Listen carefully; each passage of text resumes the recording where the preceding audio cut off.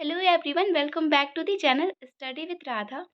Guys, आज की इस वीडियो में हम डिस्कस करेंगे डीडीयू गोरखपुर यूनिवर्सिटी के बीकॉम फोर्थ सेमेस्टर के पेपर अकाउंटिंग फंड मैनेजर्स के कुछ मोस्ट इंपॉर्टेंट एमसीक्यूज को। सो फर्स्ट क्वेश्चन है हमारा, creating provision against fluctuation in the price of investment is an example of which accounting convention. निवेश की कीमत में उतार चढ़ाव के विरुद्ध प्रावधान बनाना किस लेखांकन परंपरा का एक उदाहरण है। तो यहाँ पे ऑप्शन नंबर ए करेक्ट हो जाएगा, convention of conservatism. Next question है, return of goods by customer should be debited to. यानी कि कोई रिटर्न है जो कि कस्टमर के द्वारा डेबिट किया, गुड्स है जो रिटर्न किया जाए उसको डेबिट किया जाता है, तो उसको सेल्स रिटर्न अकाउंट में डेबिट किया जाता है। ऑप्शन नंबर आपका बी करेक्ट हो जाएगा। नेक्स्ट क्वेश्चन है, cash discount allowed to debtors should be credited to. यानी किसी डेटर को कैश डिस्काउंट अलाउ किया गया तो किस में डेबिट किया जाएगा, क्रेडिट किया जाएगा। तो वो किया जाएगा हमारा option number B, customer's account में। नेक्स्ट क्वेश्चन है, the concept of separate entity in applicable to which of following type of business. यानी जो एक कॉन्सेप्ट है सेपरेट लीगल एंटिटी, वो किस टाइप के बिजनेस के लिए होती है। तो ये होती है आपकी कॉर्पोरेशन के लिए। ठीक है, ऑप्शन नंबर बी करेक्ट हो जाएगा। नेक्स्ट क्वेश्चन है हमारा, creating provision against fluctuation in the price of investment is an example of which accounting convention.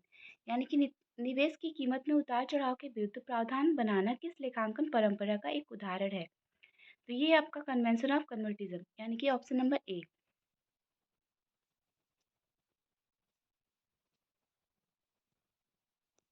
Okay, next question है, the concept of separate legal entity applicable to which of following type of business. पृथक इकाई की अवधारणा निम्नलिखित में से किस प्रकार के व्यवसाय पर लागू होती है। तो ये होती है हमारी सोल प्रोप्राइटर पे भी, कॉर्पोरेशन पे भी और पार्टनरशिप पे भी। ऑप्शन नंबर डी करेक्ट हो जाएगा, all of the above. Next question, accounting principle are generally based upon. Accounting के जो प्रिंसिपल होते हैं जनरली किस पे बेस्ड होते हैं। तो ये प्रैक्टिसिबिलिटी पे बेस्ड होते हैं। ऑप्शन नंबर ए करेक्ट हो जाएगा। नेक्स्ट क्वेश्चन है आपका, debit the receiver credit the giver rule for.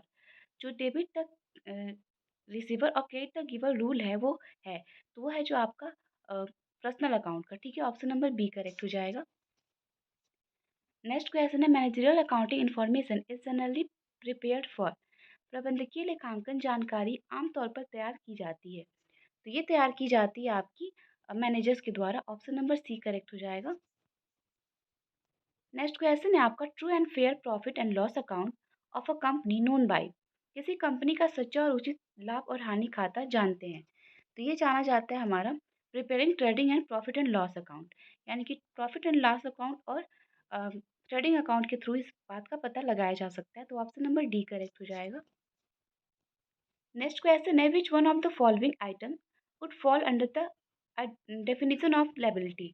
निम्नलिखित में से कौन सी वस्तु दायित्व की परिभाषा के अंतर्गत आएगी। तो ये जो ओनर्स इक्विटी है ये लायबिलिटी के डेफिनेशन के अंतर्गत आती है। तो ऑप्शन नंबर सी करेक्ट हो जाएगा, ओनर्स इक्विटी। नेक्स्ट क्वेश्चन है आपका, the basic sequence in the accounting process can best be describe as. लेखांकन प्रक्रिया में मूल अनुक्रम को सर्वोत्तम रूप से किस प्रकार वर्णित किया जा सकता है।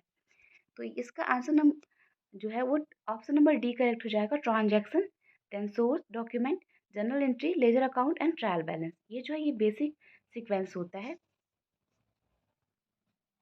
नेक्स्ट क्वेश्चन है आपका, amount bought in by proprietor should be credited to. मालिक द्वारा लाई गई राशि को किया जाना चाहिए, तो ये कैपिटल अकाउंट में जमा किया जाता है। ऑप्शन नंबर बी करेक्ट हो जाएगा। नेक्स्ट क्वेश्चन है, which of the following is a real और परमानेंट अकाउंट। तो इसमें पूछ रहा है कौन सा रियल और परमानेंट अकाउंट है। तो आपका ऑप्शन नंबर डी करेक्ट हो जाएगा, both goodwill and accounting receivable. यानी कि जो गुडविल है वो भी परमानेंट अकाउंट होता है और रिसीवेबल अकाउंट भी परमानेंट अकाउंट होता है।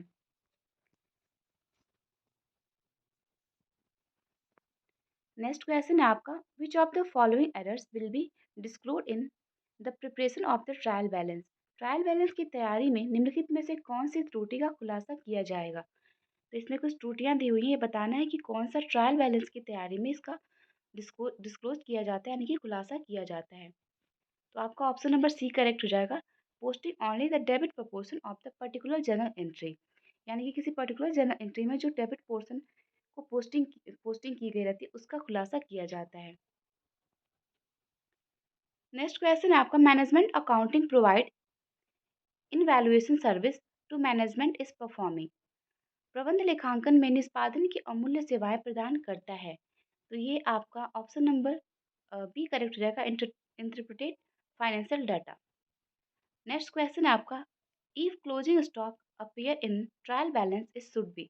यदि समापन स्टॉक ट्रायल बैलेंस में दिखाई देता है तो यह होना चाहिए। तो यहाँ पे ऑप्शन नंबर ए करेक्ट हो जाएगा, credited to the trading account. Trading account में क्रेडिट होना चाहिए। नेक्स्ट क्वेश्चन है, financial information should be neutral and bias free. It is the deduction dictation of which one of the following. वित्तीय जानकारी तटस्थ और पूर्वाग्रह मुक्त होनी चाहिए, निम्नलिखित में से किसका निर्देश है।